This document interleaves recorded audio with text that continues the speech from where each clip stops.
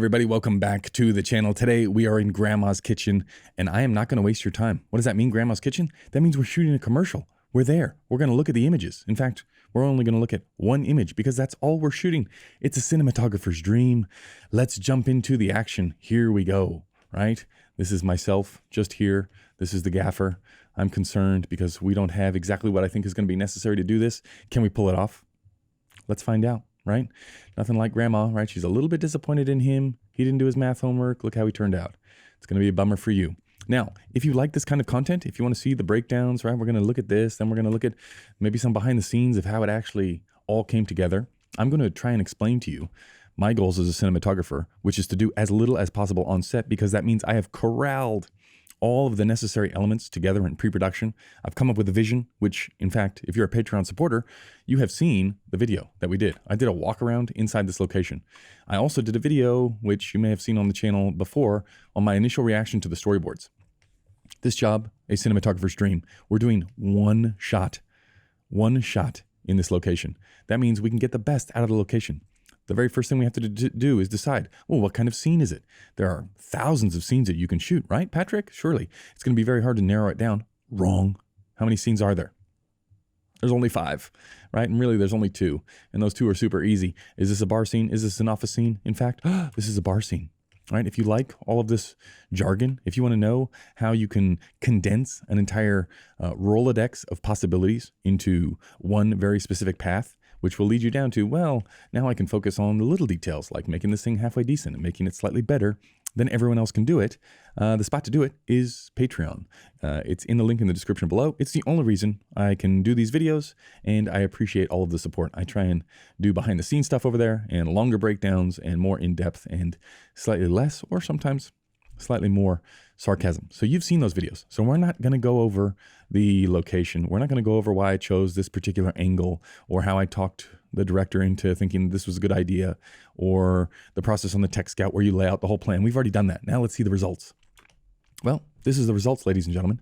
And if you have been following along in this progression, you will have remembered that everything that I talked about in the plan, which was we're going to light from the window. We're going to set our hero up in the key spot to be perpendicular to the window. We're going to put a 4K out there. We're going to bash it through here. You think, oh, okay, well, if we have one 4K, one light, then that will take care of the entire scene. Wrong again, right? We got to think in layers, always thinking in layers. What's important here? We've got 2 areas of importance. We've got this, which is our subject, right? That's important. And then if I was good at video editing, I would be like, pew, and that would pop these 2 out. And then I would just AI generate the actual physical space. Way harder to light the physical space. So that's what we should focus on at the beginning, because in here, these guys are easy to make look like they fit in the space. It's hard to make the space look nice. It's even harder to make these guys look pretty good and then fit them into the space. Much easier. Think about the space first. What's the best time of day? What's the peak time that this place we could actually be filming in here to make it look halfway decent? What am I looking for? I'm looking for contrast. I'm looking for shadows. I'm looking for highlights. Those are the things that I'm looking for. And thankfully, this location offers us the golden setup of having a window. And if you've ever seen any of my interiors, if I have a window, I'm going to show you half the window, and I'm going to put ideally curtains, but in this case, just fancy old shears. I'm going to light from outside there. And the thing that you don't see, not on camera, is that the window that you can't see, the other half, there's no shears on it. So that means we can make it look like, oh, the light is just illuminating through here. Meanwhile, through no shears and just clear window, we are punching in the 4K, which is one light here, that background light. Don't pay attention to here. That is doing all of the heavy lifting. Now, we could set the ambient to whatever we wanted on the camera. Like, normally you would go in, if you can't control something, you're going to set the ISO and you're going to set the ND on the camera and the aperture to get the basic level where you want it. But because if we go behind the scenes, like we control everything in this room, right? There's a big black behind here. And then we control this stuff, like the location, because it's so wonky out there and so tiny. There's not a lot of space out there. So it means we have to manipulate the lights a little bit rather than how we would really want them. Ideally, you'd want them way further back so you get a better angle. But we control the whole space. So that means the settings on the camera, I can sort of choose whatever I want. And what did I choose? I'm pretty sure we shot this at 1280. This was on the Tribes. This was on the Alexa Mini LF. And you're like, Patrick, how did you decide on that for this specific project? It's like, well, I have the Mini LF, and I like the Tribes the best out of all the possibilities. So I chose that one. And then what did production say? They said, okay. So that's what we went with, right? No other reason. You can make the Mini LF look good. You could probably make the FX3 look good. You could make a whole ton of cameras look good. Why do I like the Alexa? Because everybody knows it. Everybody in the crew is happy with it. They all know the buttons. They all know the ins and the outs. There's no surprises. The workflow is perfect. Like you are a cog in a machine. The Alexa fits just perfectly. And I also happen to like the images because if you screw it up, it's not that bad. Okay, so that's what we're doing for setup. And why 1280? Because I heard somebody else say it, right? There was no technical test or anything like that. It's just like, well, we've tried 400, we've tried 800, we've tried 1600, we've tried 2500. Why don't we try 1280? And ta-da, that's what you get. Okay, so that's the setup on the camera. There's nothing special about it. Now, you'll remember that I said I like to do nothing on the day because doing things on the day means I haven't thought of it beforehand, which means I haven't seen into the future, which is my whole job. I want to see into the future as far and as crystal clear into the future as possible because I want to choose from a Rolodex of images that I have in my head of scenarios, like this is what it should look like. If I got two people sitting at a table, I know that this is a bar scene, right? And a bar scene you can only light two ways. I know the way that I like to light it. That's the way I'm going to do it. So now, who do I have to tell? What information? How can I compress all of the possibilities into this is the path that we are going to take forwards? Well, you do that in the Tech Scout. And it's like, on the Tech Scout, I say, well, what do we need from the grip? Well, there's no moving parts. So really, from a grips perspective, we're not doing any dollying. So what we need is a really big giant black to cover up this big wall over here. Well, it's not really a wall, it's a big open space. But I know we're going to be hazing, so I want to keep that haze contained inside the room. And also I want to take away any bounce that could be happening from these big white walls. So the grip is put up a black. And then the grip is sort of sitting around doing nothing. Now you'll see the camera is here on the bench. Now it looks like, well, we could have just put it on like a pancake and we would have been good to go. Or we could get the grip to bring in the dolly. We could over-engineer this thing, 10 times more than we would have. Why? You give them a job. You give them something to do. You give them solutions to come up with. They like that kind of stuff. So that's the grip's job. Done. The gaffer. What do we say? There's the gaffer just there. We say, okay, we're going to bring in some light from outside, bash it into the background. Okay, but also we're going to need level for these two in here. If we come this way, you can see it even more. Right? It's like 4K out there pointing this way. Okay, it's also going to leak in. You see the shears over here? That's the part that you see in the shot. See what you don't see in the shot is this big open bit where all the light is coming through. Lots and lots of haze. This thing softens off the light that is hitting these two. It's harder over here because we want more level out of it and we don't mind the hardness over here. Okay? So I've already told everybody that on the Tech Scout. So you know what I'm doing? The entire time this thing is getting built up, and of course we're going to wrap from inside. Like that's always, much like the ambient light in the ceiling is like a go-to all the time. It's like if we're lighting from outside, the only thing that we need inside is this little wrap job. Now you can do it bigger, you can do it smaller, but I'm definitely going to want that solution. Why? Because on the actual shot itself, we have to, maybe the angle of this person sitting there just isn't going to be right. And I just want to wrap that light around and just give it like a little bit more reach over to this side. Right? I might be happy with the level, but I just need a little bit more reach. And that is what that light is over there for, that 8x8 with the vortex coming through it. That's what I have that light there for. And I know, now I don't know how much I'm going to use it. I don't know how much percentage I'm going to use it, but I know I'd rather have the option to have it. And if you don't have it there, and then you got to call it in, and this whole thing has to get built, everybody rolls their eyes. It's like, why don't you tell us this in the Tech Scout? You make that mistake once. And you know what you do every other job after that? Every time you're in here on the Tech Scout and you're with a gaffer and you're like, let's pump in some light from the outside. Let's make a hard light in the background. Let's make it softer on their faces. And then you say, hey, just in case, let's have like a little T-bar, 8x8. I don't even say that. I mean, I'm making that stuff up now. I say, let's just have something inside to wrap it around their faces. And then you let the gaffer do their thing and the electricians do their thing. Maybe they pick something else. I don't care, right? It's their job. Just make it halfway decent. Now, if they come in with a sky panel in a softbox, and it's as big as your hand, and you're like, this is not good. That's when you have to say something. But if they come in with something like this, it's like, okay, if you guys want to wheel that thing around all day, that's up to you. I say, good for you. And you're like, why is it a different color, Patrick? Don't ask me, right? I have no idea. That's just the color that they made it. So I said, hey, that looks pretty good. That's not true at all. In fact, that is one of the only things they're actually doing on the day is making those sorts of decisions. So what else do we have to talk about here? What am I actually doing then on the day? If I'm sitting around for 30 minutes while this thing is getting built, what am I doing? Well, I will explain it to you in this picture here. This picture here, I'm sitting on an Apple box right next to the camera as all of this is getting built. And as all of this is coming together, it looks like hot garbage until about 2 minutes before we roll. And why does it look like garbage? Because number one, there's no haze, right? Because you're not going to haze the thing for 30 minutes. You're going to haze it up a minute before you start shooting. So imagine no haze. Also imagine that this thing isn't here and we're just bashing in this light at some crazy awkward angle. We're getting this thing built and it's lit up, it's at 100% power. So it's crazy amounts of level inside. The neg maybe hasn't been built yet. And I'm just sitting there. And the whole time I'm thinking, oh man, I really hope this works because right now it looks horrendous. And I'm trying to get everybody on the team to line up all of these elements.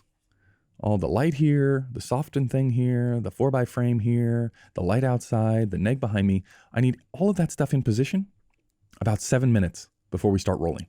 Because that's how long it's going to take me to do the actual job.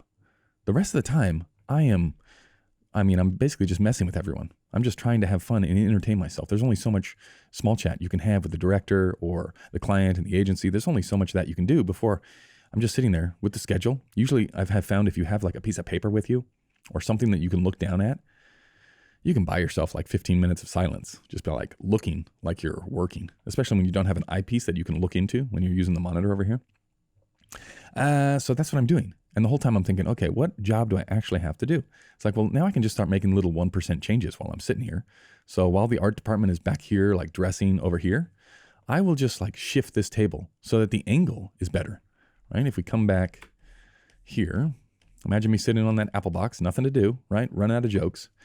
I'll just be like, ooh, it'd be better if this thing was angled instead of, it could have previously been angled like that. Maybe it'd be better if it came at us like this. And then you go out there and I just like slightly adjust it. And then the art department would see it and they'd be like, did somebody move this table? And I'd be like, sound guy, this is better for sound or something. I don't know. You can move it back though if you want. And then of course they move it back. And then 5 minutes later, I just wander over there and change it again. Same with all this stuff here, like, like this and this tea towel. It's like, also just as a note to you as you're watching, this is probably the art department that put that stuff there. But in my mind, I did that. I'll take credit. I'll be like, ooh, wouldn't it be nice if the flowers were just in the rays of the 4K? It's like, that'd be way better.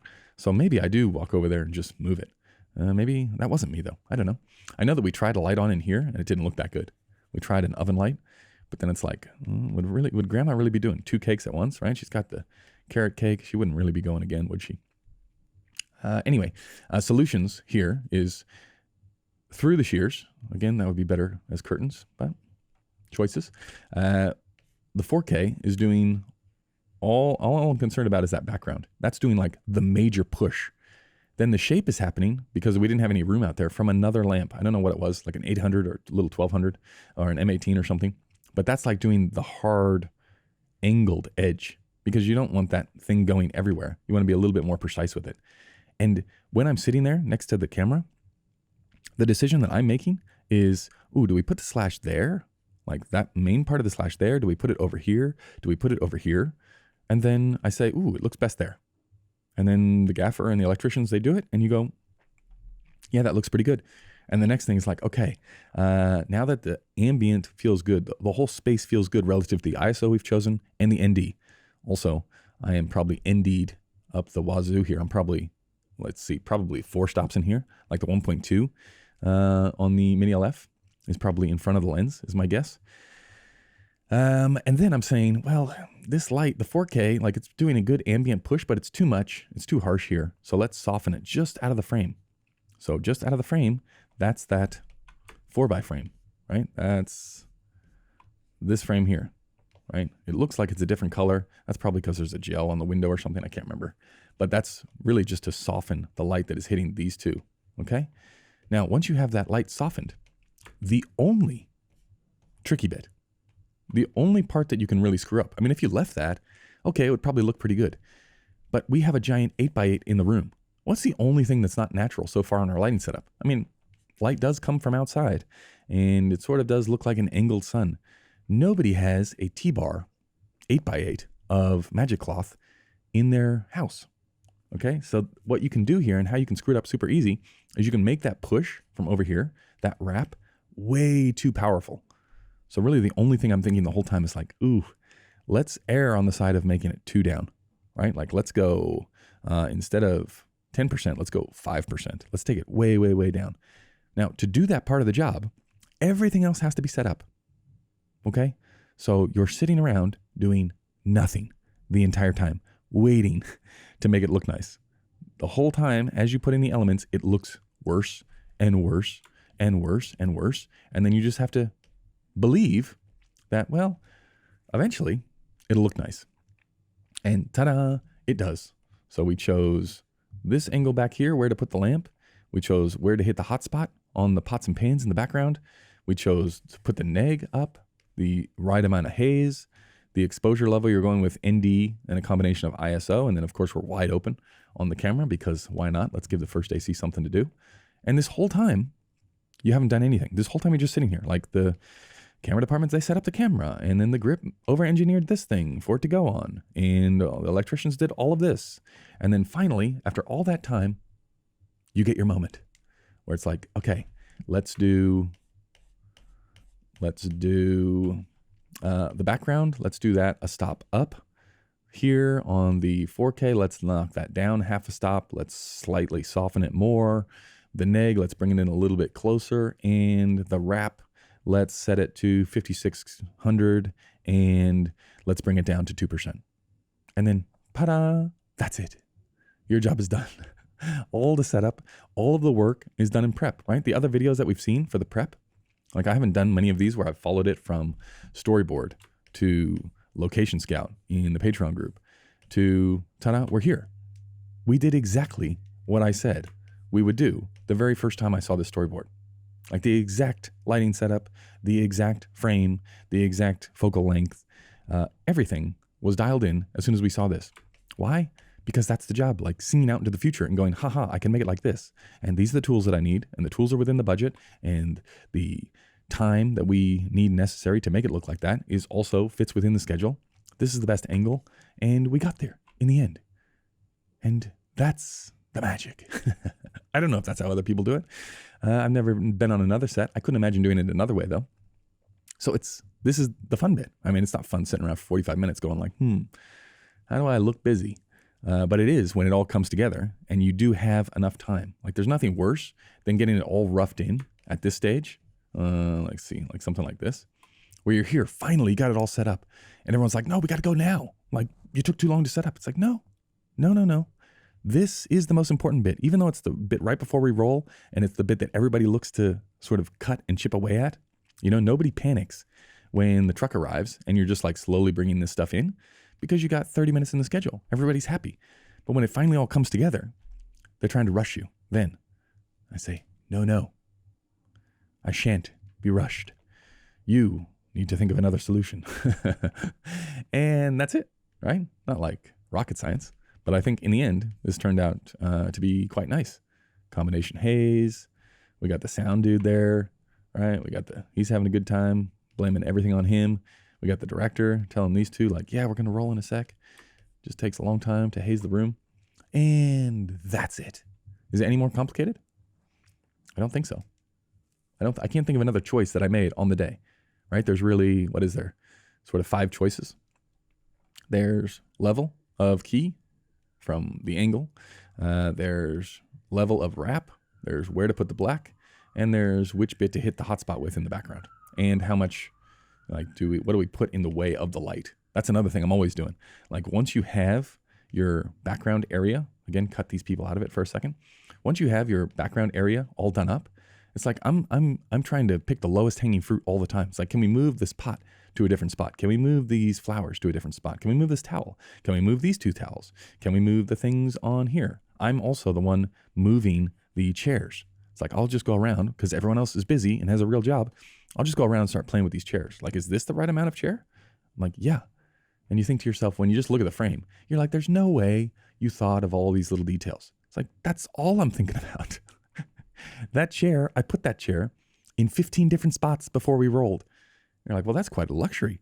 Yeah, that's what's fun. I'm sitting there going, I got nothing else to do. Let's move this chair 15 times. Let's move these two 15 times. And I've often found, like, what do you mean? Like, are you physically going over there and telling these people to move and like change angles because he's a little bit pointed that way or she's too far shuffled down here? It's like my strategy is because remember, I'm just sitting over here, just left of the camera. I'm close and there's a lot of people on set. I'll just shout it out. Like, not like at the top of my lungs, but I'll just say out loud, man, it'd be way better if our grandma there, if she just shuffled down just ever so slightly so they got closer together. And then you'd be surprised. A lot of the times, I mean, sometimes it doesn't work, but a lot of the times, like somebody's ears will perk up and be like, so should we shuffle them? I say, well, I don't know if we should, but it would look better. And then inevitably it's like, okay, well, should we try and shuffle them? I'm like, yeah, let's try. And they'll be like, it does look better. Like, well done. Whoever actually told us they didn't move down. Or same with this angle. It's like, man, it'd be better if he was angled a little bit closer to camera. And then maybe he hears it. And so he turns. And I never had to say anything to this particular gentleman. It's like completely passive aggressive. And I'm not suggesting you do that, but you don't have to get up from your chair. And everybody seems happy because they feel like they contributed.